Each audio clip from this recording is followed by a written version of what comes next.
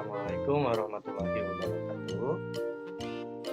Sekarang kita belajar bahasa Indonesia. Materinya tentang mengenal unsur-unsur puisi. Unsur-unsur puisi itu apa aja ya? Oke, kita lihat ke materi yang di sini, mengenal unsur-unsur puisi.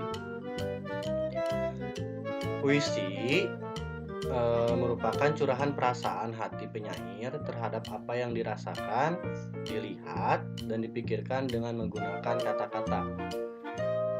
Penyair berarti pengarang syair atau pengarang puisi. Penyair juga sering disebut pemuisi. Jadi, intinya dalam membuat puisi itu ada beberapa aturan yang harus diikuti.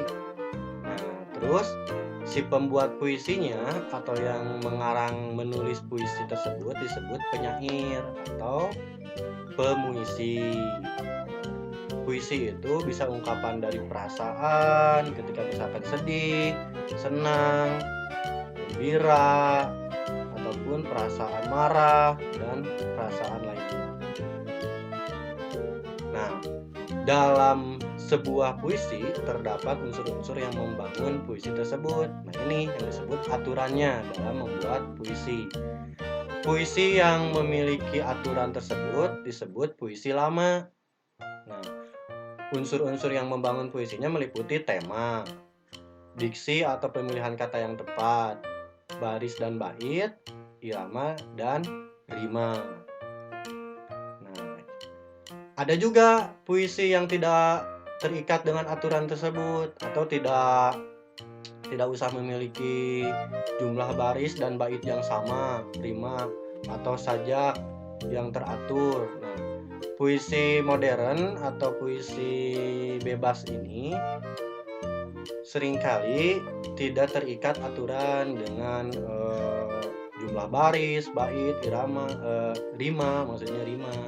Jadi cenderung sesuai dengan apa yang diinginkan oleh pengarang saja. Seperti contoh yang Pak Sandi pernah kirim di level 4, puisi yang tentang guru awan. Nah, itu cenderung puisi bebas. Nah, selanjutnya tema. Nah, puisi yang kalian akan buat itu harus memiliki tema. Misalkan temanya itu tentang pemandangan, pendidikan, tentang alam, kesehatan, atau tentang olahraga. Boleh. Jadi tema merupakan ide pokok yang mendasari sebuah puisi. Tema penulisan puisi misalnya tentang keindahan alam, masalah sosial, ataupun keagamaan. Nah, temanya sesuaikan dengan apa yang kalian inginkan atau yang kalian rasakan. Diksi merupakan curahan perasaan atau pikiran yang disampaikan melalui kata-kata. Oleh sebab itu, diksi sangat penting dalam puisi. Diksi merupakan pilihan kata yang tepat dari penyair. Contohnya, bunga, bunga wangi, dan bemekaran indah. Kata wangi dapat diganti dengan diksi harum. Nah, kata harum ini menggambarkan sesuatu hal yang lebih luas lagi. Jadi kata-katanya dirangkai lebih menarik lagi sesuai dengan pilihan kata-kata yang ingin kalian tuliskan dalam puisi tersebut. Baris dan bait. Baris dan bait digunakan untuk menentukan bentuk puisi dalam menentukan jumlah baris dan bait. Bait merupakan batas penggalan dari sekumpulan baris puisi seperti paragraf. Nah, baris dan bait nanti Bapak jelaskan ya di slide berikutnya. Nah, rima dan irama. Irama merupakan keselarasan bunyi yang ada pada puisi yang dibentuk oleh pergantian penekanan kata. Jadi setiap membacakan puisi itu ada iramanya atau intonasinya, tinggi rendahnya nada.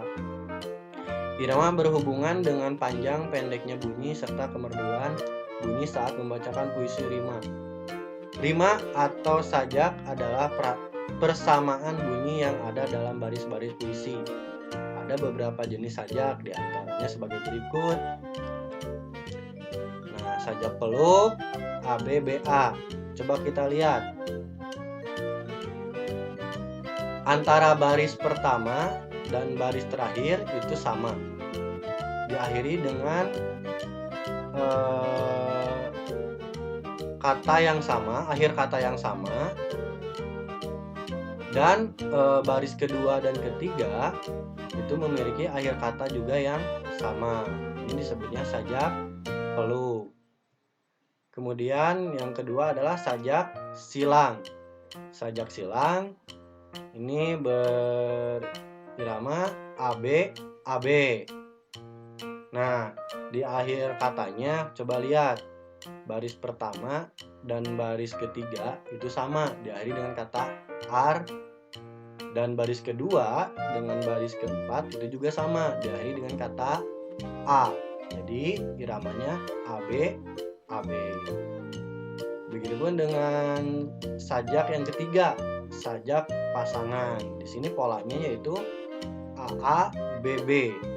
Bisa diperhatikan ya, dari akhir katanya sudah Bapak tandai dengan tanda merah. Nah, yang keempat, sajak terus AAAA. Ini juga sama ya. Ini polanya di setiap akhir katanya itu sama semua. Misalkan keras, kelas, panas, bergegas itu sama. Jadi mirip semua ya. Oke. Kita lanjut ke contoh puisi. Kalau menuliskan puisi itu, pertama kita tuliskan judulnya dulu. Di sini judulnya Cita-citaku. Tuliskan judul puisi. Kemudian tidak lupa juga tuliskan siapa yang menciptakan puisi, yang mengarangnya. Kalau misalkan kalian yang membuat sendiri, tuliskan nama kalian, nama penyair atau pengarang puisi. Kita coba menuliskan puisinya ya. Di sini ada 4 baris puisi dalam satu bait. Nah, bait itu merupakan batas antar penggalan puisi berikutnya, atau dalam sebuah cerita itu seringkali kita kenal dengan paragraf. Jadi ada batasnya antar puisi. Nah, di sini memiliki 4 baris dalam satu bait. Baitnya sudah Bapak tandai ya dengan tanda merah tersebut dalam bentuk tanda kurung. Nah, polanya di sini adalah sajak silang, yaitu AB AB. Bisa dilihat tanda merah yang sudah Bapak tandai di akhir kalimatnya. Nah, kemudian di sini bait kedua atau paragraf kedua. Sama, memiliki 4 baris dan 1 bait. Polanya juga sama, AB AB. Masuk ke bait ketiga, sini sama juga, memiliki 4 baris puisi dalam 1 bait. Polanya sajak pasangan AA BB, yang artinya baris ke-1 dan ke-2 sama, dan baris ke-3 dan ke-4 sama. Totalnya puisi tersebut memiliki 3 bait dan 12 baris puisi. Nah, tidak lupa juga dalam menulis sebuah puisi harus memiliki ketenangan, pemilihan keindahan kata, kemudian temanya juga harus jelas, entah itu olahraga, pendidikan, kesehatan, masalah sosial, atau yang lainnya. Dalam menulis puisi juga tidak lupa harus menuliskan judul dan ciptaannya. Nah, contoh yang Bapak berikan ini merupakan contoh puisi lama atau yang memiliki aturan dalam penulisannya. Tapi kalau puisi modern atau puisi bebas itu cenderung tidak memiliki aturan dalam jumlah baris, bait, atau sajak AB AB, AA BB, tidak memiliki ketentuan seperti itu. Jadi boleh mengarang sesuai dengan keinginan si penulisnya. Oke? Kalau begitu, nanti kalian boleh ya latihan menuliskan puisi. Temanya, silahkan kalian pikirkan sendiri. Kata-katanya juga ya diperhatikan. Oke, untuk sekarang latihannya coba latihan menulis puisi, boleh puisi modern atau puisi lama. Oke, terima kasih.